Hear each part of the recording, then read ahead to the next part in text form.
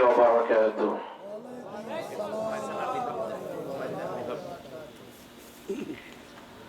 إن الحمد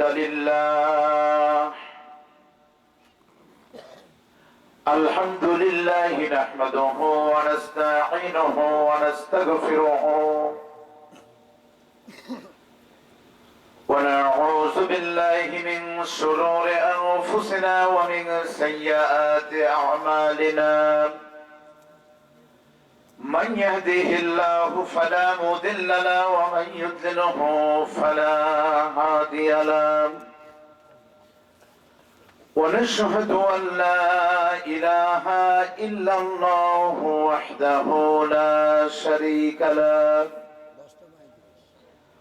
ونشهد أن سيدنا وحبيبنا ومولانا محمدا عبده ورسوله الذي أرسله بالحق بشيرا ونذيرا وداعيا إلى الله بإذنه وسراجا منيرا.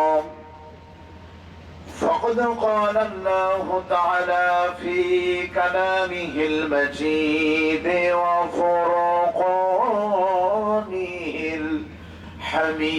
الحميد. সবাই মহব্বতে প্রাণ খুলে বলুন আমার সঙ্গে, أعوذ بالله من الشيطان الرجيم. بسم الله الرحمن الرحيم. ولقد خلقنا الإنسان من سلالة من طين ثم جعلناه نطفة في قرار مكين ثم خلقنا النطفة علقة فخلقنا العلقة مضغة فخلقنا المضغة عظاما فكسونا العظام لحما ثم أنشأناه خلقا آخر فتبارك الله أحسن الخالقين. إن الله وملائكته يصلون على النبي يا أيها الذين آمنوا صلوا عليه وسلموا تسليما. সকলে দরুদ ইব্রাহিম পড়ে আল্লাহুম্মা সাল্লি আলা মুহাম্মাদ আল্লাহুম্মা বারিক আলা মুহাম্মাদ ওয়া আলা আলি মুহাম্মাদ কামা বারাকতা আলা ইব্রাহিম ওয়া আলা আলি ইব্রাহিম ইন্নাকা হামিদুম মাজিদ। আলহামদুলিল্লাহ, পৃথিবীর মানচিত্রে 2 শতাধিকের বেশি স্বাধীন দেশের মাঝে ছোট্ট একটি দেশ, প্রায় 3.5 লক্ষ মসজিদ, লক্ষ লক্ষ মাদ্রাসা দিয়ে সাজানো আমাদের প্রিয় মাতৃভূমি, লাল ও সবুজের পতাকা দিয়ে রাঙানো বাংলাদেশের উত্তর জনপদের অন্যতম গুরুত্বপূর্ণ প্রাচীন ঐতিহ্যের সমৃদ্ধ একটি জেলার নাম হলো আপনাদের আমাদের প্রিয় জেলা বগুড়া। বগুড়া জেলার ঐতিহ্যবাহী গাবতলী উপজেলাধীন চব্বচাই উত্তরপাড়া বাইতুল আকবার জামে মসজিদের উন্নয়ন গল্পে 8ম বার্ষিকী ওয়াজ মাহফিলের মুহতারাম সভাপতি হিসেবে আল্লাহ যাকে কবুল করেছেন, আপনাদের এই গ্রামের কৃতি সন্তান বিশিষ্ট সমাজসেবক, ইসলাম প্রিয় দিন দরদি মানুষ, বগুড়া নয় শুধু বাংলাদেশের ব্যবসায়ীদের দৃষ্টান্ত যিনি হতে পারেন, জনাব আলহাজ মোহাম্মদ আব্দুল গফুর ফাদ্দালাল্লাহু মাশকুরা, আল্লাহ পাক তার হায়াতে বারাকা দান করুন, বলেন আমিন। মাহফিলের সহ সভাপতিদ্বয়, এই মুহূর্তে উপস্থিত ঐতিহ্যবাহী ফুলবাড়ি দাখিল মাদ্রাসার সম্মানিত সুপার ওস্তাদুল আসাতিদা, ওস্তাদুল আইম্মা, বিশিষ্ট ইসলামী চিন্তাবিদ আলেমে দ্বীন মাওলানা ইব্রাহিম বিন আবু সুফিয়ান, ওয়া রাফা'না লাকা যিকরা, আল্লাহ পাক ভাইয়ের ইজ্জত সম্মানকে বাড়িয়ে দিন, বলেন আমিন। আর উপস্থিত রয়েছেন আপনাদের আরেক কৃতি সন্তান, দারুল কোরআন সালাফিয়া মাদ্রাসা বেজোড়া বগুড়ার সম্মানিত অধ্যক্ষ এবং জমিয়তে সুবহানে আহলে হাদিস বাংলাদেশ বগুড়া জেলা শাখার সম্মানিত সভাপতি জনাব মাওলানা নাসির আহমদ সরকার আছেন। আবার এই মসজিদের খতিব, তাই না? একটু কমই লিখছে, কারণ সব যদি লিখে ফেলে তো আমাদের নাম লেখার জায়গা থাকতো না। আল্লাহ পাক আমার ভাইয়ের সম্মানকে আরো বাড়িয়ে দিন আল্লাহ। আজকের মাহফিলের প্রধান অতিথি আপনাদের সকলের সুপরিচিত, সারা বাংলাদেশে পরিবহন গগনে উদিত উজ্জ্বল তারকা, টিআর গ্রুপের সম্মানিত ব্যবস্থাপনা পরিচালক, বিশিষ্ট শিল্পপতি, দিন দরদি সমাজসেবক, আমার শ্রদ্ধাভাজন চাচা সম্পর্কে আলহাজ মোহাম্মদ ওয়াহিদুল আলম বিস্কুট হাতি নামে যাকে আমরা চিনি, উনি অত্যন্ত অসুস্থতার কারণে ঢাকায় চলে গেছেন আজকেই। তাছাড়া উনি মাহফিল কখনো মিস করতে আমি দেখিনি। আমরা দোয়া করি আল্লাহ পাক এমন একজন মানুষ যার সঙ্গে কত মানুষ ইসলাম শিখে, কত টাকা যে তিনি দিনের পথে ব্যয় করেন, আল্লাহ পাক আমার মুরব্বী জনাব ওয়াহিদুল আলমকে পরিপূর্ণ সুস্থতা দান করুন, সুস্থতার সঙ্গে নেক হায়াতে বারাকা দান করুন, বলেন আমিন। উনি উপস্থিত না থাকলেও ওনার প্রতিষ্ঠানের সম্মানিত জিএম আমার বড় ভাই, আপনাদের গ্রামের কৃতি সন্তান জনাব জাহাঙ্গীর আলম সাহেব উপস্থিত রয়েছেন। আলহামদুলিল্লাহ, সম্মানিত অতিথিবৃন্দ, মাগরিবের পর থেকে যারা কথা বলেছেন, বিশেষ করে আমার পূর্বে আপনাদের গাবতলীর আবহাওয়ার জনসাধারণ প্রিয় নেতা, প্রিয় মুখ, সুখে দুঃখে পাশে পাই, তিনি আমাদের মসজিদ আব্দুল মজিদ ভাই, আমার প্রিয় বড় ভাই, চমৎকার আলোচনা করলেন। আমরা বেশিক্ষণ আলোচনা করতেও পারবো না, করা ঠিকও হবে না। আমি আপনাদেরকে নিয়ে রব্বে কারিমের দরবারে শুকর আদায় করি যে আল্লাহ তাআলা অত্যন্ত দয়া করে আপনাদেরকে যাচাই করে, বাছাই করে, পরীক্ষা করে আজকে এমন একটি মাহফিলে কবুল করেছেন। কারণ এই যে শীত পড়েছে 2-3 দিন ধরে, কত মানুষ হেরে গেল এই পৌষের শীতের কাছে, আর এই প্রচন্ড শীত হেরে গেল আপনাদের মতো ইমানদার জান্নাতি মানুষদের কাছে। এটা শুধুমাত্র ইমান যদি পরিপক্ক আল্লাহ কবুল না করতেন, এই শীতের ভিতরে লেপের নিচেই থাকা সম্ভব নয়। আর আপনারা মাটিতে, ভিজা মাটিতে বসে আছেন, বিশ্বাস করে আল্লাহ তাআলা আপনাদেরকে জান্নাতি হিসাবে কবুল করেছেন জন্যই এখানে আসার সুযোগ পেলেন জালিসুর রহমানে, যে আল্লাহ তাআলা আমাদেরকে সুযোগ দান করলেন। এতে করে আপনারা কি খুশি না বেদার? যদি হন খুশি, বলেন তো কম না বেশি? তাহলে বেশি হলে, খুশি হলে মুখে নিয়ে হাসি, প্রাণ খুলে মহব্বতে একবার বলেন আলহামদুলিল্লাহ। একটু জোরে বলেন রব্বানা লাকাল হামদ হামদান কাসীরান তাইয়্যিবান মুবারাকান ফীহি। আমরা দরুদ এবং সালাম পেশ করি আমাদের প্রিয় নবী, আমাদের রাসূল, আমাদের রাহবারের প্রতি। আমরা সকলে অন্তর থেকে পড়ছি সাল্লাল্লাহু আলাইহি ওয়াসাল্লাম। আপনারা সবাই কেমন আছেন? আলহামদুলিল্লাহ। আরবিতে একটা কথা রয়েছে, কুল্লু জাদিদিন লাযীযুন, প্রত্যেকটি নতুন জিনিস আকর্ষণীয় হয়, নতুন খাবারের স্বাদও কিন্তু ভালো হয়। যেমন আমি যদি শাহজাহানপুর গাবতলী মাহফিলে আসি, তা আমি খেলে তো খাইলাম, না হলে বলে ভাই আলুঘাটি দিয়ে দিবেন, কারণ এই এলাকার আলুঘাটি স্বাদে ভালো হয়, নতুন তো ভালো লাগে। তো আমি আব্দুল বারী রশিদে আপনাদের সামনে নতুন না পুরাতন? আমি চম্পসাই মাহফিল করেছিলাম, আমি রাস্তার ধারে একটা মাদ্রাসা আছে না, যেতে হাতের বামে, গত বছরে। এই বছরে এখানে একটা মাহফিল আছে, কয়েকদিন আগে লাঠিগঞ্জ হাই স্কুল মাঠে করলাম, সন্ধ্যা বাড়িতে আছে, আশেপাশে বহু মাহফিল করেছি, কিন্তু গাবতলী একেবারে ছোট উপর জেলাও না, ভালোই বড়। তো নতুন পুরাতন বলে কোনো কথা না। আসলে আমাদের বাংলাদেশের সমস্যা হলো, একে তো শীত এখন, আবার বাংলাদেশের মাহফিলে বক্তা হয়, বক্তার অন্য কিছু না দেখলে দেখে বাড়ি কোথায়, আর শেষে কি জিহাদি, ফাটাবি, মারামারি, সেই হবি, তখন মনে করে যাওয়া লাগবে। আবার বক্তার বাড়ি কোথায়, ঢাকা, কলকাতা, তাহলে মনে করে দূরের বক্তাও ভালো হবে। আমাদের বাংলাদেশে আমি খেয়াল করে দেখেছি সব জায়গায় দেশি জিনিসের দাম বেশি, একমাত্র কোরআনের মাহফিলে, ওয়াজ মাহফিলে দেশি হুজুরের দাম কম।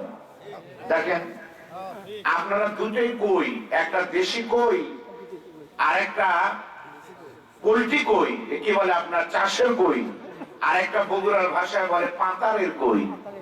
জোরে বলেন তো দাম বেশি কার? দুটাই ডিম, একটা পোল্ট্রি মুরগির ডিম আর একটা দেশি মুরগির ডিম, বলেন তো দাম বেশি কার? দেশের চাহিদা বেশি, আর কোরআনের মাহফিলে দেশি হুজুরের চাহিদা কম। কে? মাওলানা নাজির আহমেদ, হ্যাঁ হুজুরের ওয়াজ শুনি আমরা। কে? আব্দুল মজিদ। তাই আবার ওই কালকে মানে জানাজা ওয়াজ করে গেল। কে? আব্দুল বারী রশিদি, বগুড়া কাহালু, বদরুল সাহেবের জামাই। নতুন বক্তা আনা দরকার, একটু পুরাতন মানে এলাকার বক্তা। এই মানসিকতা মোটেও ভালো না। আপনি আসবেন কোরআনের মাহফিলে, কোরআনের টানে। এই কোরআন এমন একটি কিতাব, যে কিতাবের সাথে সম্পর্ক আপনি রাখবেন, বিশ্বাস করেন কোরআন এবং সহিহ সুন্নাহর সাথে সম্পর্ক রেখে কেউ এ যেমন ঠকেনি, সকলের ভাগ্য খুলে গেছে। সুবহানাল্লাহ বলেন। প্রমাণ কি?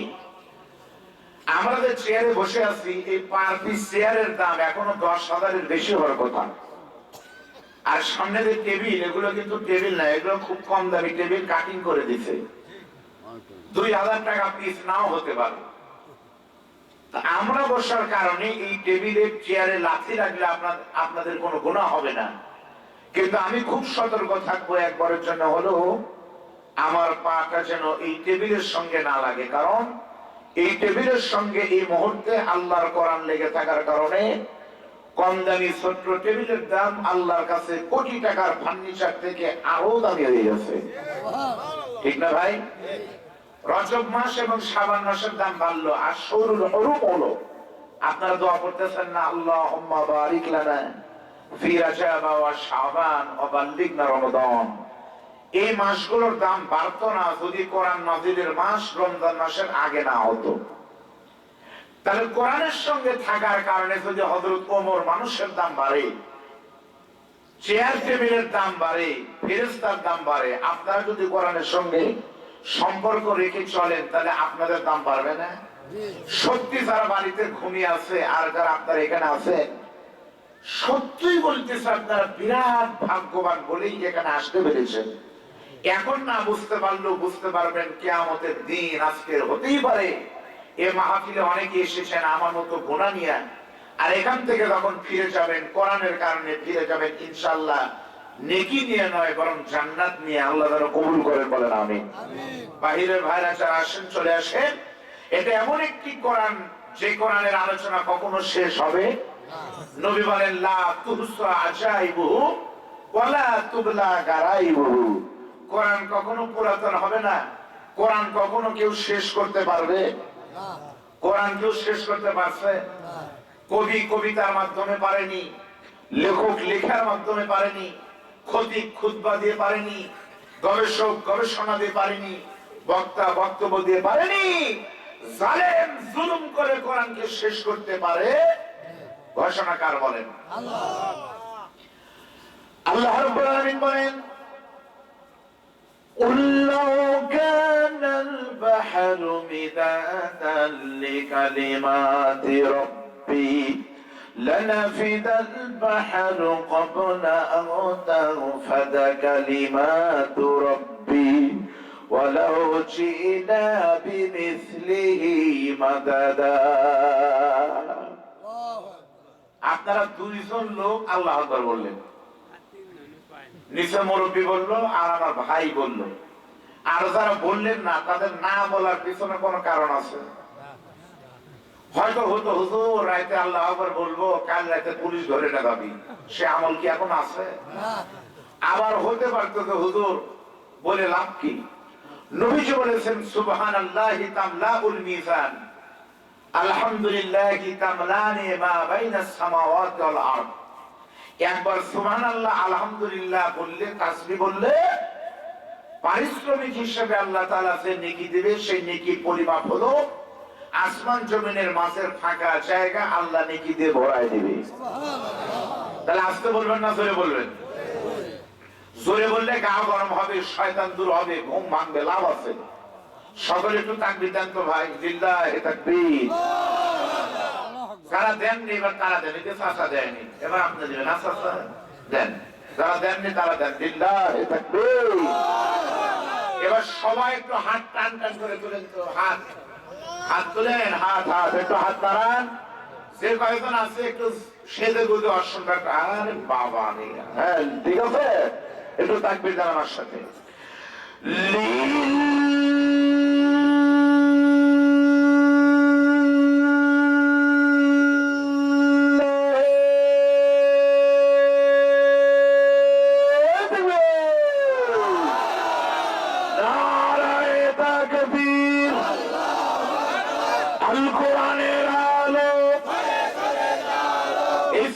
সালে সংসদে জালো লিল্লাহি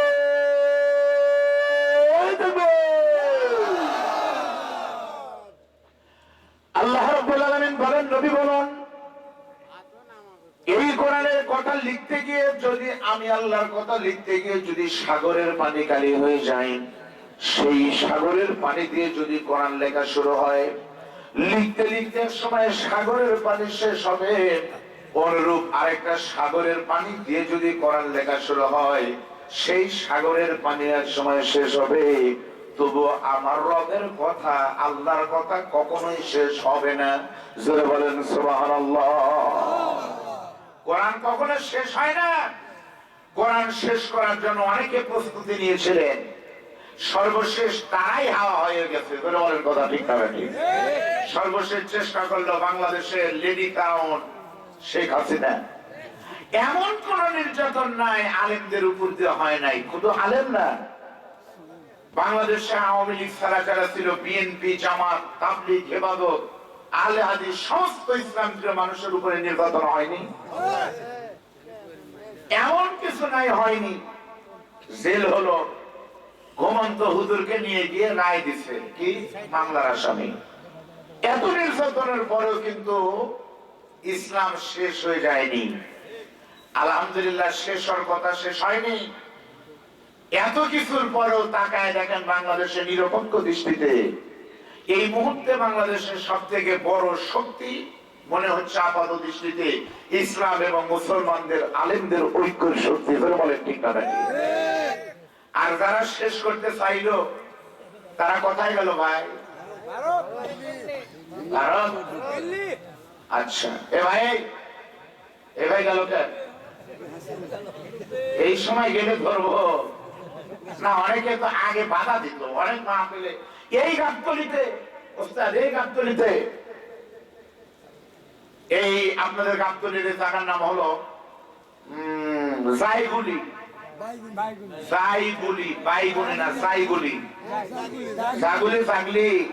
রবিন খানের গ্রামে আলেমদেরকে নিয়ে গিয়ে মুফতি আমির হামজা জেলখানা থেকে সদ্য বের হওয়া আলেম চট্টগ্রাম থেকে বিমানে আসলো ঢাকা, ঢাকা থেকে আসলো রাজশাহী, রাজশাহী থেকে না খেয়ে সেই চাগুলিতে আসলো। আগে কিছুই বুঝতে দিল না। মাহফিল শেষ করে রবিন খানের নেতৃত্বে সন্ত্রাস বাহিনী আর সরকারের পোষা লেলিয়ে দেওয়া পুলিশ নামের কুকুরেরা 5 গাড়ি পুলিশ অ্যাটাক করে মুক্তামির হামদ এবং আমাকে। আমরা জীবনের ঝুঁকি নিয়ে পালিয়ে মাটির ভিতরে প্রায় 3 কিলোমিটার রাস্তা, পানির ভিতরে, ধান লাগানো জমি, বৃষ্টি মানে পানি ছিল তখন ধানের জমিতে, আমরা জীবন নিয়ে কোনো মতো সরে গেলাম। আজকে সেই জাগরি গ্রাম রয়েছে, কোথায় সে ওসি? প্রেক্ষাপট চেঞ্জের পরে সেই নাম হলো ওসি ছিল আবুল কালাম আজাদ। এই আবুল কালাম আজাদ এসে আমি আমদার পা ধরে বলতেছে, হুজুর ভুল করেছি, মাফ করে দেন। আমি বললাম, তোর মাপ একমাত্র হবে, তোকে সাক্ষী দিতে হবে, যতদিন বেঁচে থাকবি ইসলামের পক্ষে কাজ করবি, ন্যায়ের পক্ষে করবি। আর আমাদের 3টা গাড়ি থানায় নিয়ে গিয়ে অন্যায় ভাবে প্রায় লক্ষাধিক টাকাই হারাম করে নিয়েছিল। কথায় আজকে রবিন খান, ইসলাম কিন্তু আছে, জালেমেরা কেউ নাই। তোরে বলেন কথা ঠিক না? আল্লাহদেরকে হেফাজত করুন, হেদায়েত দান করুন। হেদায়েত যদি নসিব না থাকে, আল্লাহদেরকে ধ্বংস করে দিক, আর কোনো দোয়া নেই আমাদের। চলেন আমরা কোরআন থেকে, মহাগ্রন্থ কোরআন থেকে একটি টপিক নিয়ে কথা বলতে চাই। আল্লাহ যদি কবুল করে সকলে বলেন আমিন। বলেন আমার সাথে, আউযু বিল্লাহি মিনাশ শাইতানির রাজীম। বিসমিল্লাহির রাহমানির ولقد خلقنا الإنسان من صلالة من طين ثم جعلناه نطفة في قرار مكين। আমি আপনাদের সামনে ভাঙা কণ্ঠে, একা নয়, আমার ভুল হলে আমি আর মুকাদ্দির সাথে নিয়ে এতগুলো আলেমকে নিয়ে মহাগ্রন্থ আল কোরআনুল কারীমের গুরুত্বপূর্ণ একটি সূরা হলো সূরা মুমিনুন। এই মুমিনুন সূরার 12, 13 এবং 14 নম্বর আয়াত পড়ার চেষ্টা করেছি। এই সূরাটা পবিত্র কোরআনের 18 নম্বর পারায় 23 নম্বর সূরা। আপনারা খুব মনোযোগ দিবেন। লোক কম হয়েছে যেন আমার মন খারাপ, তা কিন্তু আমি খারাপ করিনি। কারণ এখানে সবাই আসতে পারবে না, আল্লাহ নসিবে জান্নাত না রাখলে আসবে না। আর 2 নম্বর, আপনাদের বাড়ির কাছে ট্রেন, টাকায় দেখবেন যেই ট্রেন যত লোকাল, ওই ট্রেনের যাত্রী তত বেশি। কথা বলেন ঠিক না? ঠিক।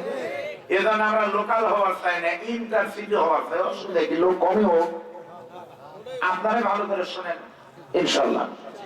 আল্লাহ তাআলা 12 নম্বর আয়াতে, ভাই আপনি কথা বলতেছেন? এই তুমি কথা বলতেছো অনেকক্ষণ ধরে, ভিতরে আসো তো। না, এই ভাইটা কি এখানকার লোক? ভিতরে আসো, অনেকক্ষণ ধরে কথা। না না ভাই, ভাই থাক। আপনি কি এখানকার বাড়ি? না, আপনি ডেকোরেটরের লোক?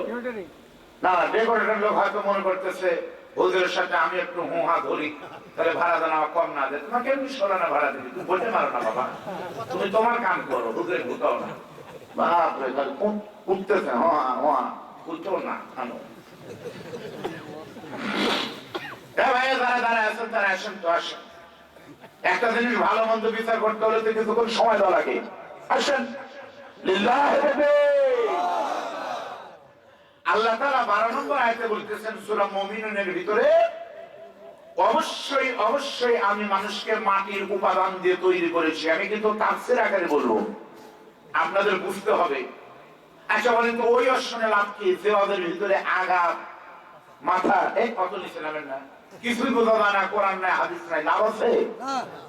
সুন্দর করে অল্প কথা শোনেন। আমি ছাত্র, কিন্তু আমি আপনাদেরকে নিয়ে যা শুনেছি তা তাফসীর আকারে বলতে চাই ইনশাআল্লাহ। আল্লাহ পাক বলতেছেন, আমি মানুষকে মাটির উপাদান দিয়ে তৈরি করেছি। সুম্মা জাআলনাহু নুতফাতান ফি করারিন মাকিন, তারপর তাকে শুক্রাণু রূপে রেখে দিয়েছেন আমি একটি সুরক্ষিত আধারে, মায়ের ডিম্বাণুর ভিতরে, যেখানে কোনো রোগ বালাই ছিল না।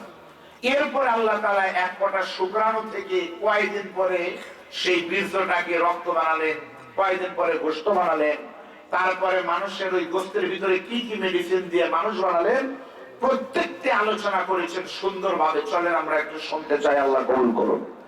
আল্লাহ পাক বলতেছেন, আমি মানুষকে মাটির উপাদান দিয়ে তৈরি করেছি। তাহলে এবার মনোযোগ আছে? সবাই বলেন তো ভাই আমরা কিসের তৈরি? আল্লাহ পাক বলতেছেন আমি মানুষকে মাটির উপাদান দিয়ে তৈরি করেছি, ডিরেক্ট মাটি না। মাটির উপাদান মানে কি? সরাসরি মাটি না, উপাদান আছে। যেমন এই আয়াতটা নিয়ে ক্যালিফোর্নিয়া বিশ্ববিদ্যালয়ে ল্যাবে গবেষণা হলো, খ্রিস্টান বিজ্ঞানীরা তারা মাটি নিয়ে কম্পিউটারে পরীক্ষা করে দেখলো মাটিতে কি আছে। মাটিতে পাওয়া গেল মাটির উপাদানের নাম হলো nitrogen, hydrogen, oxygen, magnesium, potassium, লৌহ ইত্যাদি। এরপরে তারা এই কোরআন বিশ্বাস না করে গবেষণা করে মানুষের রক্ত পরীক্ষা করলো, বের হয়ে আসলো মানুষের রক্তের ভিতরে এগুলো আছে। আপনারা বলেন তো মানুষের রক্তে, মানুষের শরীরে কি অক্সিজেন নাই? নাইট্রোজেন নাই? হাইড্রোজেন নাই? লবণ নাই? সুগার নাই? তখন বিজ্ঞানীরা বললো তাজ্জব, আমি খ্রিস্টান বিজ্ঞানী, আমাদের বেদের সাথে তো এরকম মিল নাই, বাইবেলের সঙ্গে তো মিল নাই, ত্রিপটক জান্দাবেস্তার সঙ্গে মিল নাই, বরং মুসলমানদের কোরআনের প্রত্যেকটা আয়াত বিজ্ঞানের সাথে মিল রয়েছে। সুতরাং এটা এমন একটি বুক যে কিতাবের ভিতরে কোনো ভুল নাই। This is the book whereof there is no doubt, এটি কোনো ভুল নাই কিতাব। The scientific miracles in the holy Quran, কোরআনের প্রত্যেকটি থিওরি বিজ্ঞান দিয়ে প্রমাণিত। জোরে বলেন আল্লাহু আকবার। এখন আমরা প্রমাণ করব তাফসীর দিয়ে। তা আমাদের শরীরে মাটি আছে, সরাসরি না হোক কিভাবে আছে খেয়াল করেন। পৃথিবীতে যত মাখলুকাত আছে, তিনটা মাখলুকাতকে আল্লাহ কি দিয়ে বানাচ্ছে তা জানা দরকার আপনাদের। মানুষকে বানিয়েছে মাটি দিয়ে। জোরে বলেন কি দিয়ে? জিন কিসের তৈরি? আগুন। আর ফেরেশতা নূরের। এই তিনটা জানলে হবে। এর নিচে ছাগল কি দিয়ে, গরু কি দিয়ে, অত দূর নামার দরকার নাই। আমরা মাটি, ফেরেশতা নূর, জিন আগুন। এবার আমরা দেখবো তাফসীর থেকে যে আমরা যে মাটির উপাদান দিয়ে তৈরি তার প্রমাণ কি খেয়াল করেন। আমার বন্ধুগণ, আমি আপনার সকলের মাটির শরীরে কিন্তু মাটি রয়েছে, মাটির উপাদান রয়েছে। এর ব্যাখ্যা কিন্তু মোট তিনটি। প্রথম নম্বর ব্যাখ্যা কিন্তু খুবই সহজ। সেই ব্যাখ্যা হল আমরা জানি আমাদের সকলের পিতার নাম, আদি পিতার নাম কিন্তু হযরত আদম আলাইহিস সালাম, ঠিক না? এবার বলেন তো আমাদের পিতা আদমকে আল্লাহ কি দিয়ে বানিয়েছে? মাটি দিয়ে। কোরআন বলতেছে যেহেতু আমাদের পিতা সকলের আদি পিতা আদম মাটির তৈরি, প্রথম নম্বর ব্যাখ্যা হল আমাদের পিতা যেহেতু মাটির তৈরি, সেজন্য কিয়ামত পর্যন্ত পৃথিবীতে যত আদম সন্তান আসবে, পিতা মাটি হওয়ার কারণে সন্তানেরাও মাটি হবে। প্রথম ব্যাখ্যায় এক লাইন। বাবা এত বুঝি না, আমার বাপ মাটি, আমরাও। কেউ যদি বলে না আমার বাপের সাথে আমার রক্তের মিল নাই, আমাদের এলাকায় তাকে একটা খারাপ গালি দেয়, তোর বাবার সাথে রক্তের মিল নাই, তাহলে কি তুই ওই? বুঝতে পারছো তো? কি ওই না গান, তাহলে ওই। তাহলে আমার বাংলাদেশের যারা ডারউইনের বিবর্তনবাদ পড়াতো, ডারউইনের বিবর্তনবাদ মানে কি? ডারউইনের বিবর্তনবাদ মানে হলো মানুষ এসেছে বানরের রক্ত থেকে। নাউযুবিল্লাহ বলেন। আমার ওস্তাদ গবেষক মানুষ সুপার হুজুরকে বলেন, বাংলাদেশের স্কুল, হাই স্কুল, বিশ্ববিদ্যালয়ে এটা পড়ানো হতো। আর কোন মুসলমানের বাচ্চা যদি বিশ্বাস করত আমাদের আগমন হয়েছে মাটি থেকে না বরং বানর থেকে, ওই মানুষের সাথে কোরআনের বক্তব্য অমিল থাকার কারণে লোকটা কাফের হয়ে যাবে। তাহলে মুসলমানের বাংলাদেশে এই থিওরি পড়াতো সরকারের পক্ষ থেকে। 5 তারিখের পরে আমরা জানলাম এই বইগুলো ছাপানো হতো, বাংলাদেশের বই ভারতে ছাপানো হতো। আর ভারত কৌশলে আমাদের ঈমান শেষ করে দিত। আর প্রতিবাদ করলে হুজুর জঙ্গি, সন্ত্রাস, হিজবুত তাহরির, তারপরে হলো গরম সুন্নি, এরপরে হলো আহলে হাদিস, সন্ত্রাস, এই ট্যাগ দিয়ে তাদেরকে গ্রেফতার করা হতো। আলহামদুলিল্লাহ এখন বাংলাদেশের বই আর ভারতে ছাপানো হয় না। এতদিন পর্যন্ত বাংলাদেশ চলেছে মোদির সনদ দিয়া, আগামীতে বাংলাদেশ চলবে ইনশাআল্লাহ কোরআন দিয়ে, মদিনার সনদ দিয়ে। জোরে বলেন কথা ঠিক না? খেয়াল করেন। তাহলে আমি আপনি মাটির তৈরি, মাটি থেকে এসেছে। তার প্রথম ব্যাখ্যা কি? আমার বাপও মাটি, বলেন আমরাও মাটি, মাটি না? আলহামদুলিল্লাহ। দ্বিতীয় নম্বর ব্যাখ্যা কিন্তু আরো সুন্দর, পরিষ্কার, আরো কিন্তু সুন্দর বাংলা ভাষায় বলতেছি, বগুড়ার ভাষায়। দ্বিতীয় নম্বর ব্যাখ্যা বুঝতে হলে একটা গান শোনা লাগবে। গানটা হলো বাবা আনন্দে মাতিয়া সাগরে ভাসায়া সেই যে চলে যায় খবর লয় না। মাজন ধরিয়া উদরে কতই কষ্ট করে, 10 মাস পরে পায় প্রসবের বেদনা। এমন দরদি হবে কেউ হবে না আমার মা। মা এই তো আপনাদের এলাকার কৃতি সন্তান জনাব আব্দুল গফুর সাহেবের জন্ম কিন্তু এই গ্রামে হয়েছিল মা বাবার মিলনের মাধ্যমে। আমার ভাই জাহাঙ্গীর আলমের জন্ম কিন্তু সেভাবে হয়েছে। আপনাদের কেউ কিন্তু যমুনা নদীর পানির ভিতরে কিন্তু ভেসে আসেন নাই, অথবা ভূমিকম্পে মাটি থেকে ধাক্কা লেগে উপরে উঠে আসেন নাই, অথবা আমরা বৃষ্টির পানি থেকে পড়ি নাই। আমি আপনি সকলেই এসেছি কিন্তু মা বাবার যৌথ মিলনের মাধ্যমে। যখনই আপনাদের এই সভ্যতায় উত্তর পাড়ার এখন থেকে 40 বছর আগে মা বাবার বৈধ মিলনের মাধ্যমে পৌষের সুন্দর একটা রাত্রে আপনি বাবার শুক্রাণু মায়ের ডিম্বাণুর ভিতর কিন্তু একটা ফোঁটা পড়েছিলেন নাপাক পানি। তখন কিন্তু শিল্পবতী ছিলেন না, ছিলেন নাপাক পানি। এক ফোঁটা হারাম পানি কিন্তু ঢুকে গেল। তখন কেউ কিন্তু টের পায়নি, গ্রামবাসী বুঝতে পারেনি, স্বামী স্ত্রী দুই জনা কিন্তু টের পায় নাই কি হলো। বুঝতে পেরেছে মেয়েটি কিন্তু পরের মাসে, প্রত্যেক মাসে মেয়েদের মাসিক গর্ভতা ঋতুস্রাব হয়। এটা কিন্তু লজ্জা শরমের কিছু না, বিজ্ঞান প্রমাণ করেছে। আমরা এমন দয়াময়, কোন মেয়ের যদি যুবতী অবস্থায় ঠিক মতো মাসিক না হয়, মিস না হয়, ওই মেয়েটার কিন্তু শরীরে ক্যান্সার হওয়ার সম্ভাবনা রয়েছে। যখন অসুখ হওয়ার কথা, মেয়েটি যখন অসুস্থ হলো না, স্বামীকে বলতেছে, স্বামী গো কি ব্যাপার, আমার অসুখ হচ্ছে না কেন? স্বামী বলতেছে, দেখ এখন সন্তান না, টেনশন নেই, আরো 2 বছর যায়। আরো 1 মাস চলে গেল, যখন সন্তান হয় না, বিবি তখন টেনশন করে একদিন বিকাল বেলা স্বামীকে ফোন করে বলতেছে, বিবি গো, স্বামী গো, আপনি এখন কোন জায়গায় রয়েছেন? স্বামী বলতেছে, আমি আছি এখন সাতমাথাতে, বগুড়া। বলে, স্বামী গো, বগুড়া সাতমাথা থেকে আসার সময় ডাক্তারের দোকান থেকে আপনি একটা যন্ত্র কিনে নিয়ে আসবেন, যার মাধ্যমে বাড়িতে টেস্ট করা যায় সন্তান আছে কিনা।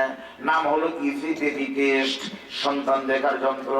স্বামী বগুড়া থেকে আসার সময় সুন্দর একটা ফার্মেসি থেকে ওই ইজি বেবি টেস্ট কাগজটা যখন একটা জিনিস কিনে এনে তখন বিবিকে দিয়েছে। আপনার বিবি রাতের বেলায় আল্লাহর নামে জিকির করতে করতে, টেনশন করতে যখন ঘুমিয়ে গেছে, সকালবেলা ফজরের সালাতের আযান যখন চোখ বসাই হয়েছে, আস্তে করে ঘুম থেকে উঠে সালাত আদায় করার পরে সকালবেলার পেশাবগুলো একটা মগের ভিতরে ধরে নিয়ে ওই কাঠিটা ছিঁড়ে নিয়ে নিয়ম হলো 1 মিনিট পেশাবের ভিতরে দেওয়া লাগবে। যদি সন্তান থাকে 1 মিনিট পর তুললে একটা রং সবুজ রং একটা ধারণ করবে। 1 মিনিট পর আপনার মা যখন ওটা টেনে তুলেছে, দেখে পেশাবের ভিতরে কাঠির ভিতরে একটা সবুজ রং, তখন বিবি বুঝতে পেরেছে সত্যি আমি তো মা হতে চলতেছি, কাঠি তো সাক্ষী দিচ্ছে।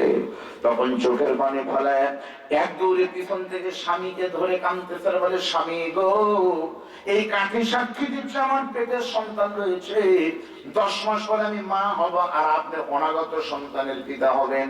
এভাবেই কিন্তু শুরু হয়েছিল। তাহলে কি শিখলেন এখান থেকে? বিজ্ঞান বলতেছে যে কথা, মুফাসসিররা বলতেছে একই কথা, সেটা হলো আমরা মাটির তৈরি 2 নম্বর ব্যাখ্যা এইভাবে। এই পৃথিবীর প্রত্যেকটা মানুষের জন্ম শুরু হয়েছে কিন্তু বাবার শুক্রাণু থেকে, বীর্য থেকে। আর বাবার শুক্রাণু উৎপন্ন হয় কিন্তু রক্ত থেকে, রক্ত উৎপন্ন হয় কিন্তু খাদ্য থেকে। এবার বলেন তো, পৃথিবীর সমস্ত খাদ্য উৎপন্ন হয় কোথায় থেকে? এই সহজ কথা বলতে আপনাদের ঢাকায় থাকা লাগবে, বলেন কথা থেকে, তাই না? সহজ। শুক্রাণু আসে রক্ত থেকে, রক্ত আসে খাদ্য থেকে, আর সমস্ত খাবার উৎপন্ন হয় বগুড়ার বিখ্যাত আলু ঘাটি কোথায় থেকে হয় বাবা? মাটি। সব খাবার মাটি। আমি অস্ত্র করছিলাম 22 ডোমার নীলফামারী টুনির হাটে এই বছরই অক্টোবরের 9 না 10 তারিখ। আমি বললাম সমস্ত খাবার মাটি থেকে হয়। এক মুরব্বী সাহেবটা বলতেছে সব খাবার হতে পারে, তবে বিড়ি সিগারেট মাটি ছাড়াই হয় হুজুর। আমি বললাম না বাবা, না না মানে পারলামই না। আচ্ছা বলেন, বিড়ি সিগারেট মাটি ছাড়া হয়? জর্দা মাটি ছাড়া হয়, জান্নাত থেকে আসে, খালি অসুবিধা নেই না? এই তো ভাই বলছে সবই মাটি থেকে। বিড়ির উপরের জিনিসের নাম হলো কাগজ। কাগজের উপাদানের নাম হলো বাঁশ। বাঁশ মাটি, ভিতরে তামাক, ওই মাটি জর্দা সিগারেট পার্থক্য কি? একই তো হয়ে গেল। শুধু তাই নয়, সমস্ত খাবার, অনেকের মনটা খারাপ হয়ে যাচ্ছে, হুজুর আপনারা এত অসবাদ বিড়ি সিগারেটের বিরুদ্ধে লাগা লাগবে কেন? আপনাদের অত্যাচারে, ডাক্তারদের অত্যাচারে কি আমরা না খেয়ে মরবো? ডাক্তার রক্ত পরীক্ষা করে বলছে তোমার ডায়াবেটিস, সমস্ত প্রকার মিষ্টি জিনিস খাওয়া যাবে না, মিষ্টি খাওয়া। হাড়ের ভয়ে আমি গরুর গোস্ত খাই না, গোস্ত খাওয়া, তেলের জিনিস খাওয়া, তাহলে তেলের জিনিস খাই না, পাঙ্গাস মাছ খাই না, রুই মাছ খাই না, পাগার মাছ খাই না, মিষ্টি খাই না। খাওয়ার ভিতরে একটা জিনিস, সেটা হচ্ছে এই পান আর টান, জর্দা দিয়ে পান আর টান। আপনিও যদি সেটা হারাম করে দেন, আপনাকে না খেয়ে মরবো? আপনারা সিগারেট আর জর্দা দিয়ে পান, আজান দিয়ে খান, আমার কোন সমস্যা আছে ভাই? মনে রাখলে আমার কি হবে ভাই? কিন্তু সমস্যা হলো এক জায়গায় সমস্যা।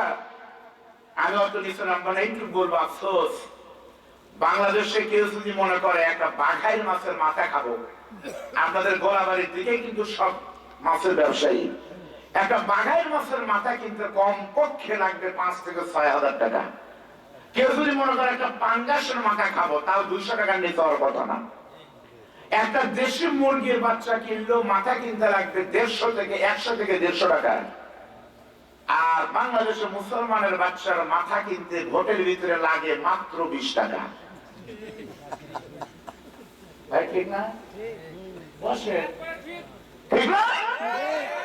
মুসলমানের মাথা কিনতে খরচ 20 টাকা। কেমনে? একটা টোস্ট বিস্কুট 5, ভাই বসেন, হয়ে গেছে দেখছেন? একটা চানা হলো রং চা, মানে ভালো চা নামি রং চা 5, 5 5 10, জর্দা দিয়ে একটা পান 5 আর একটা সিগারেট টান 5, এমপি পাস। ঠিক না ভাইরা আমার? হাঁসের খোরাক দেয়নি। এই বাংলাদেশে ইসলাম নিয়ে এমন কোন ষড়যন্ত্র নাই, দেশ নিয়ে ষড়যন্ত্র নেই, হয় নাই। এর পিছনে শুধু রাঘব আর বল দায়ী না, বরং আপনারাও দায়ী, যারা এই রাঘব বলদেরকে ভোটের মাধ্যমে ক্ষমতায় দিয়ে সংসদে পাঠিয়েছিলেন। যখন দিয়েছে, আবার যদি সেই ভুল করেন, মনে রাখবেন আমার কলিজার টুকরা ভাই, মাদ্রাসার ছাত্র, ইসলাম প্রিয় দেশপ্রেমিক বাচ্চা শরীফ ওসমান হাদি কোন রাজনীতি বুঝতো না। আজকে যখন নেতাদের সাথে, বিভিন্ন নেতার সাথে 40 লক্ষ পুলিশ আর আর্মি দেখি, তখন আফসোস হয়, হারে 40 লক্ষের ভিতরে একটা গানম্যান যদি হাদির সঙ্গে থাকতো, তাহলে আমার ভাই হাদিকে ঢাকাতে গুলি করে মারা হতো না।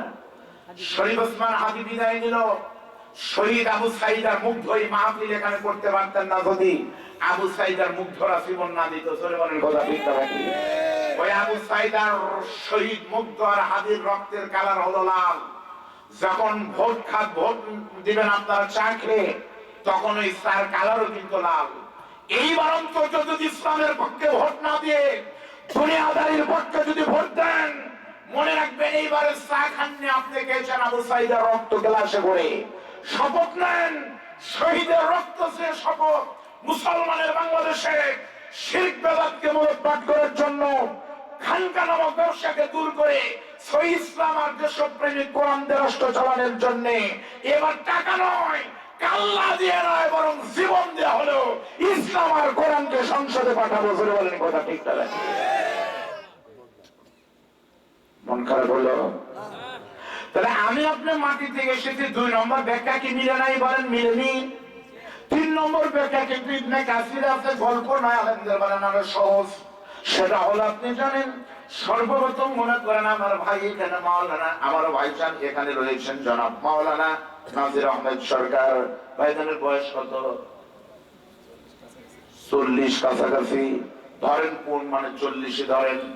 এখন থেকে 40 বছর আগে মা বাবার সম্পর্ক, সুন্দর সম্পর্কের মাধ্যমে যখন উনি মায়ের পেটের ভিতরে শুক্রাণু হয়ে ডিম্বাণুতে গিয়েছিলেন, আমার আল্লাহ তখন ডাকতে বলেছিল, ফেরেশতারা রে, আমার বান্দার নাম হলো নাজির আহমেদ সরকার। এই নাজির আহমেদ দুনিয়াতে ভালো একজন মানের আলেম হবে, এই নাজির আহমেদের দিয়ে আমি ইসলামের এই খেদমত করানোর পর 100 বা 80 90 বছর বয়সে নাজির আহমেদ যখন দুনিয়া থেকে বিদায় নিবে, নাজির আহমেদের কবর হবে গাবতলী উপজেলার ধরেন চক গোসাই উত্তরপাড়া বাইতুল আকবর মসজিদের পাশে। এই কবরস্থানের প্রথম লাইনের 2 নম্বর কবরের এই 3.5 হাত জায়গাতে তার কবর হবে। তার মানে আপনার কবর কোথায় হবে সেটা কিন্তু আল্লাহ পাক নির্ধারিত করে রেখেছে, ওখানে হবে। বুখারী শরীফের সহিহ হাদিস নবী বলেছেন, আল্লাহ তাকে যেখানে মাটিতে তৈরি করেছে তার কবর কিন্তু সেখানে হবে যেখানে আপনার কবর ঠিক করা রয়েছে। সঙ্গে সঙ্গে ফেরেশতারা এসে আপনার কবরের জায়গা থেকে 1 চিমটি মাটি নিয়ে গিয়া আপনার মায়ের ডিম্বাণুর ভিতরে বাবার সাদা শুক্রাণুর সাথে সেই কবরের মাটি একটু মিশ্রণ করে দেয়। এখান থেকে নবী বলেন, সেই জন্য কবরের মাটি তোমার দেহে থাকার কারণে তোমাকে সেখানেই মাটি দেওয়া হবে, সেখানকার মাটিতে তোমাকে কিন্তু তৈরি করা হয়েছে, সেখানেই কিন্তু ঘুমাবে। শুধু গ্রামে, বাবার গ্রামেই কবর হবে এটা কিন্তু কথা ঠিক না। তার প্রমাণ হলো শহীদ প্রেসিডেন্ট জিয়াউর রহমান আপনাদের গাবতলীর সন্তান, কিন্তু উনি কিন্তু গাবতলীতে ঘুমায় নাই, ঢাকাতে কিন্তু ঘুমিয়ে রয়েছে। এটা একটা উদাহরণ। আর উদাহরণ কয়েকদিন আগে শরীফ ওসমান হাদির বাড়ি কিন্তু ঝালকাঠির নলছিটিতে, কিন্তু হাদির খবর হলো কিন্তু ঢাবি বিশ্ববিদ্যালয়ের কিন্তু মসজিদের পাশে। আরো সুন্দর দৃষ্টান্ত দর্শন, আমরা সব মানুষের একই নাম, কে আলেম কে আলেম না, কে আহলে হাদিস কে হানাফি কে কি এরা পরিচয় না। এ বাংলাদেশের সমস্ত মানুষের শ্রদ্ধার পাত্র, তিনি হলেন কোরআনের পাখি, শতাব্দীর শ্রেষ্ঠ আলিম মুফাসসির কোরআন আল্লামা দেলাওয়ার হোসেন সাইদি। হুজুরের কবর কিন্তু ইচ্ছা ছিল তাকে খুলনায় কবর দেওয়া। হুজুর কিন্তু নিজের কবরের জায়গা কিন্তু নিজে আগে থেকে ঠিক করে রেখেছিলেন। মুর্শিদার মাদ্রাসার পাশে কিন্তু কবর দেখিয়ে দিয়ে গিয়েছিলেন। উনি বলেছিলেন, আমার সন্তানের আমি মারা গেলে তোমরা এই জায়গায় আমার কবর দিও, কারণ আমি সাইদি তোমার বাবা কবর থেকে শুয়ে শুয়ে আমি কোরআন তেলাওয়াত শুনবো। কিন্তু বেঈমান জালিম হুজুরকে শেষ ইচ্ছা পূরণ করতে দিল না। তিনি হিসেবে নিয়ে গিয়ে কিন্তু পিরোজপুরের মাটিতে হুজুরকে ঘুমিয়ে দিল। এখান থেকে প্রমাণিত হলো, আল্লাহ বলেন, সাইদি তোমার মায়ের পেটের ভিতরে খুলনার মাটি নাই, পিরোজপুরের মাটি রয়েছে, সেজন্য পিরোজপুরের মাটিতেই তোমাকে ঘুমানো লাগবে। এখান থেকে আবার প্রমাণ হলো বন্ধু, সত্যি আমরা মাটি থেকে এসেছি। একটু ভালো লাগলে বলবেন আল্লাহু আকবার। মন খারাপ করতেছেন? আচ্ছা, এইভাবে যদি আধা ঘন্টা বলি আপনাদের কি কষ্ট হবে? আল্লাহ কবুল করুন, বলেন আমিন। এবার একটু গল্প করতে চাই কোরআন দিয়ে। আচ্ছা বলেন তো, এই যে মায়ের পেটে আসার আগে আমরা একটা জগতে ছিলাম, আলেমদের যদি জিজ্ঞেস করি সে জগতের নাম কি, আমার বড় ভাই বলবে ওই জগতের নাম হলো আলমে আরওয়াহ, রুহের জগৎ। আচ্ছা, রুহের জগতে আল্লাহ একটা প্রশ্ন করছিল। কি প্রশ্ন? আল্লাহ পাক বলছিলেন, এই বান্দারা, আলাস্তু বিরাব্বিকুম ক্বালু বালা, ক্বালু জমার সিগার। আমরা সবাই তখন বলছিলাম, আল্লাহ তুমি আমাদের রব। এখন আমার প্রশ্ন হলো, আল্লাহ পাক কেন বললেন না, বললেন যে আলাস্তু বিরাব্বিকুম, আমি কি তোমাদের রব নই? কেন বললেন না এই আমি কি তোমাদের আল্লাহ না, আমি কি তোমাদের ইলাহ না? তা না বলে কেন বললেন আমি কি তোমাদের রব না? এখন প্রশ্ন হলো, তাহলে রব কে, ইলাহ কে আর আল্লাহ কে? এটা জানার দরকার আছে না? বলেন। আমি যদি আপনাদের প্রশ্ন করি তা আপনারা কি বলবেন ওটা আমি জানি। আচ্ছা বলেন তো, রব মানে কি? আল্লাহ। একবার খুঁটের আঘাত আসছিল, সাঁতার খালি বাই করে দিল আল্লাহ। এবার বলেন তো, আল্লাহ মানে কি? রব। তাহলে দুইটা যদি একই হবে, অবশ্যই এক, কিন্তু অর্থ কিন্তু এক নয়। অর্থ যদি এক হবে তাহলে কোরআনের পাতায় পাতায় আলাদা শব্দ কেন হলো? আল্লাহ শব্দ আছে, রব শব্দ। দেখেন, আগে আল্লাহ ভাই করেন, আউযু বিল্লাহ, বিসমিল্লাহ, আলহামদুলিল্লাহ, এই যে দেখেন। এবার দেখেন তো রব নাই, আলহামদুলিল্লাহি রব্বির হামহুমা ওয়া ক্বাদা রাব্বুকা সুবহানা রাব্বিয়াল আলা রব্বানা আতিনা। তাহলে আলাদা হলো কে? জানার দরকার আছে না? বলেন। পার্থক্য কি? পার্থক্য আমি আব্দুল বারী রশিদের দিকে তাকালেই পাবে। এই মুহূর্তে আপনাদের গ্রামে আমার কোনো পরিচয় নাই, আমার একই পরিচয়। আপনাদের গ্রামের সবাই মানে আজকের মাহফিলের প্রধান বক্তার নাম আব্দুল বারী রশিদি। সবাই কিন্তু বলতেছে আজকের মাহফিলের প্রধান বক্তা, এই তো। আমি যখন গতকাল জুমার সালাত পড়ানোর জন্য মসজিদে গিয়েছিলাম, আমার মসজিদের সভাপতি সেক্রেটারি কিন্তু আমার সাথে হাত মিলিয়েছিল বন্ধু। তখন কিন্তু আমাকে বলেনি আসসালামু আলাইকুম প্রধান বক্তা কেমন আছেন, আমাকে কিন্তু গতকাল বলেছে খতিব সাহেব কেমন আছেন। লোক কিন্তু একই, নাম শুক্রবারে ভিন্ন, কথা বল না কে? এই আব্দুল বারী রশিদি আগামীকাল যখন মাদ্রাসা খুলবে, আমি মাদ্রাসায় ক্লাস নেওয়ার জন্য যখন প্রতিষ্ঠানে ঢুকবো, তখন আমার ছাত্র ছাত্রী কেউ ক্লাসে গেলে কিন্তু বলবে না খতিব সাহেব কেমন আছেন, সবাই তখন বলবে যে আসসালামু আলাইকুম স্যার কেমন আছেন। তাহলে শুক্রবারে খতিব, শনিবার রাতে প্রধান বক্তা, রবিবারে ওই একই নাম পরিবর্তন হয় হলো স্যার, লোক কিন্তু একটাই। ওই রকম আমার আল্লাহ কিন্তু একজন। পার্থক্য হলো আমার আল্লাহ যখন আপনার গুনাহ মাফ করবে, গোপন করবে, তখন আল্লাহ হলেন রহিম। আল্লাহ যখন আপনাকে কিছু দিবে বাবা, তখন আল্লাহর নাম হলেন, তিনি হলেন রহমান। যখন আল্লাহ আপনার মতো আমার মতো পাপের গুনাহ কবুল করবে এবং গোপন করবে, তখন তিনি হলেন সাত্তার। এরকম আল্লাহর যতগুলো নাম আছে, তার ভিতরে যিনি আপনাকে নাই পানি থেকে, হারাম পানি থেকে নিজের হাতে যিনি সুন্দর করে তৈরি করেছে, যতদিন বেঁচে থাকবেন যিনি আপনাকে খাওয়াবেন পড়াবেন, নাই থেকে যিনি তিলে তিলে সুন্দর করে বানিয়েছে, ওই ইঞ্জিনিয়ার, ওই প্রকৌশলী যিনি, তিনি হলেন এক কথায় আলেমদের একই ডোজ কিন্তু আলাদা, একই ওষুধ ডোজ কিন্তু ভিন্ন, ওয়াজ কিন্তু একই, কিন্তু ওনার ডোজ আর আপনার ডোজ কিন্তু এক না। ডাক্তার বলতেছে স্যার আমার বাচ্চার ঘাইটিয়া জ্বর আসে, ডাক্তার বলতেছে ওজন কত, কয় 17 কেজি। এই মাপো, ওজন কয় 17, স্যার কয় আচ্ছা বয়স, কয় 5 বছর, কয় তাহলে 1.5 চামচ। এর মাপ কত হুজুর? স্যার 22 কেজি, ওজন কত? 22, বয়স 7 বছর, কয় তাহলে 2 বোতকে মানে 2 চামচ। একই ওয়াজ কিন্তু ডোজ কিন্তু ওনাদেরটা ভিন্ন, আপনাদেরটা ভিন্ন। আবার ওনাদের ডোজ খায় কিন্তু পাগলা হইল না, পরে আমার দোষ দেন।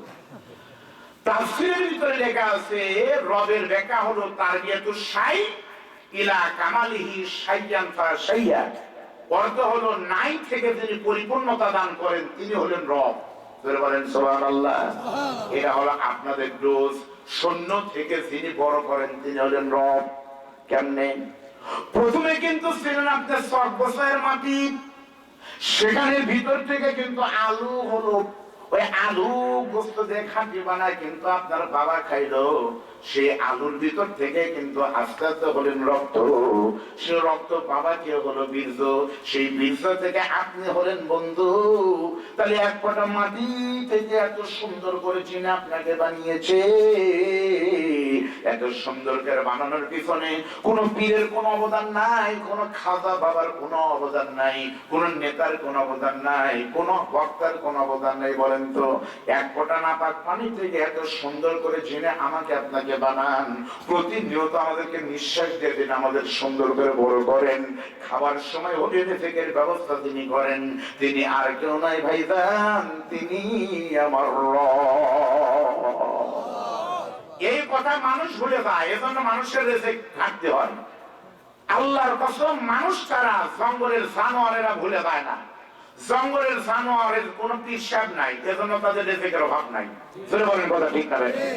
আর আল্লাহর প্রতি আপনার বিশ্বাস নাই, মনে করতেছেন হঠাৎ দিতে দিতে যদি আল্লাহ না দেয়, তাহলে আক্রোশের মুড়ি হয়ে থাকে, আল্লাহ বন্ধ করলে উনি দেবী।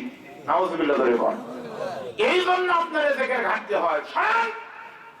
আপনার ডিসকভারি চ্যানেল দেখবেন, ডিসকভারি চ্যানেল দেখেন, দেখবেন, টিভি দেখবেন, হ্যাঁ মুরব্বী বাপসারা টিভি দেখবেন, কিন্তু আগে সব বড় করেন না। ডিসকভারি চ্যানেল দেখবেন, কোরআন বলতেছে আফালা ইয়াতাদাব্বারুনাল কুরআনা আম আলা কুলুবিন আকফালুহা। তোমরা কোরআন নিয়ে গবেষণা করো না কেন? দেখেন, তাকায় দেখবেন royal Bengal tiger, royal Bengal টাইগারের গায়ে যে গোস্ত আছে, আপনাদের ভিতরে আমার ভিতরে কারো গায়ে কত গোস্ত আছে? রয়্যাল বেঙ্গল টাইগার খায় কি? রয়্যাল বেঙ্গল টাইগারের নাস্তা করতে বিজ্ঞান বলছে, যারা প্রাণী জগৎ, প্রাণী তত্ত্ববিদ, তারা বলেছে রয়্যাল বেঙ্গল টাইগারের প্রত্যেক দিনের নাস্তা করার জন্য সকালবেলা বাধ্যতামূলক একটা হরিণ লাগে। আচ্ছা, একটা হরিণের দাম কত ভাই জানেন না? এটাই ভালো, জানলে তুই জানিস কেমনে, তার মানে তুই ব্যবসা করিস। কমপক্ষে 1 লক্ষ টাকা একটা ভালো মানের একটা দেখতে শুনতে ভালো 1 লাখ। তাহলে রয়্যাল বেঙ্গল টাইগার যদি প্রত্যেকদিন সকালে 8টার ভিতরে 1 লাখ টাকা নাস্তা করে, মাসে নাস্তার বিল হলো 30 লাখ। বলেন তো রয়্যাল বেঙ্গল টাইগারের আব্দুল গফুর হাদির মতো ওই আটার মিল, সুজির মিল, তারপরে আলু থোয়া মিল কয়টা করে আছে? একটাও নাই। সকালবেলা হেঁটে যায়, বের হয়ে যায় আল্লাহকে সেজদা দিয়ে, মালিক তুমি আমার রব, তুমি ছাড়া আমাকে কেউ খাওয়াতে পারে না। ব্যাংক নাই, ব্যালেন্স নাই, কোনো পীর নাই, কোনো খাওয়া বাবা নাই। আল্লাহর দরবারে বিশ্বাস থাকার কারণে প্রত্যেকদিন লাখ টাকা নাস্তা করায়। আর মুসলমানের বাচ্চা আল্লাহ ছাড়া নামাজ নাই, কালাম নাই, হারাম নাই, হালাল নাই, কোথায় সেজদা কোথায় দিচ্ছে, মসজিদের সেজদা মাজারে দিচ্ছে। সেজন্য আল্লাহ বেঈমানদের দেশে তুলে নিয়েছে। এটা কোরআন দিয়ে প্রমাণিত। আল্লাহ পাক বলেন, কোরআন থেকে যদি কেউ মুখ ফেরায়, দঙ্গা শব্দের তাফসীরে আছে তার 5টা বিপদ হবে। 5টা। কয়টা? আমি যদি 5টা বলি আর আধা ঘন্টা লাগবে, কিন্তু দরকার নাই। বলবো দঙ্গা মানে কি? দঙ্গা মানে 5টা বিপদ হবে। তার 1 নম্বর হলো তার রিজিক সংকীর্ণ হবে। রিজিক কি হবে বাবা? সংকীর্ণ মানে হলো দেখতে পারবি কিন্তু খাবার পারবি না, সংকীর্ণ হয়ে গেছে। তার একটা উদাহরণ দিলে আপনারা বুঝবেন। আমার গতকাল মাহফিল ছিল জেলা জামালপুর, গত রাত্রিতে। আপনারা যদি কেউ জেলে থাকেন জামালপুর জেলে যান। জামালপুরের দিকপাইক থেকে 7 কিলোমিটার ভিতরে নাম হলো তুলসীপুর মহাসম্মেলন। 3 দিন ব্যাপী মাহফিলের গত রাত্রে ছিল শেষ আখির মনোরাম, আমি ছিলাম। তো জামালপুরের একজন মন্ত্রী ছিলেন, সংস্কৃতি মন্ত্রী আবুল কালাম আজাদ। ওই জামালপুরের তুলসীপুরে উনি মন্ত্রী থাকা অবস্থায় আমার দাওয়াত হলো। আমি 3-4জন মিলে আমরা গেলাম। আমি, আমার সাহাবী সাথে থাকে, আমার ড্রাইভার মিলে গেলাম। ভাই এমন প্রকট নিরাপত্তা, পুলিশ বাহিনী দিয়ে রাস্তা অবস্থাকার, মন্ত্রী দলে বুঝেননি। তখন আমাদের খাওয়ার সময় চেক করে ঢুকালো। খাওয়ার টেবিলে আমরা 3 জন বসলাম, এডিশনাল এসপি, এরপরে আপনার এডিসি, ইউনো, ওসি, মন্ত্রীর পিএস আর মন্ত্রী কয়েকজন মিলে দেখতেছে খাচ্ছে। জানি আসে সব মন্ত্রী দিয়ে শুরু করে। এত আয়োজন যে হয় আমি ওইবার প্রথম দেখলাম। পাশে যমুনা নদী, এমন কোন মাছ নাই সেটা আনে নাই, এমন কোন গোস্ত নাই শিয়াল বাদ দিয়া যেটা ওখানে হাজির করে নাই। সব হাঁসের নামে নিজে দেখছি। আবুল কালাম আজাদ বলতেছে, স্যার একটা বোয়াল মাছ পাইছিলাম স্যার, 56 কেজি। আবুল কালাম আজাদ বলতেছে, খবরদার আমাকে দেবেন না। কে? আমার এই চর্বির কারণে ঋণ করার লাগছে, পরে হয়নি, ওপেন আর সার্জারি করছি। ডাক্তার বলছে তেল তো খাওয়া দূরের কথা, সয়াবিন তেল দেখলে পরে চোখ 3 বার পানিতে ধুবেন, তারপর অন্য দিক তাকাবেন। খাওয়াও পারে না, এটা খাওয়া যাবে না, এটা হারাম। বাগার মাছ কয় একই, মানে যত মাছ তেলের কারণে সব নাই। গোস্ত বিশ্বাস করেন কোন গোস্ত খাইল না এই একই কারণে। মিষ্টি পোড়াবাড়ির চমচম, দই, মিষ্টি একটা কাজ করলো না ডায়াবেটিস এর কারণে। শুধু বললো তাহলে আমি বক্তব্য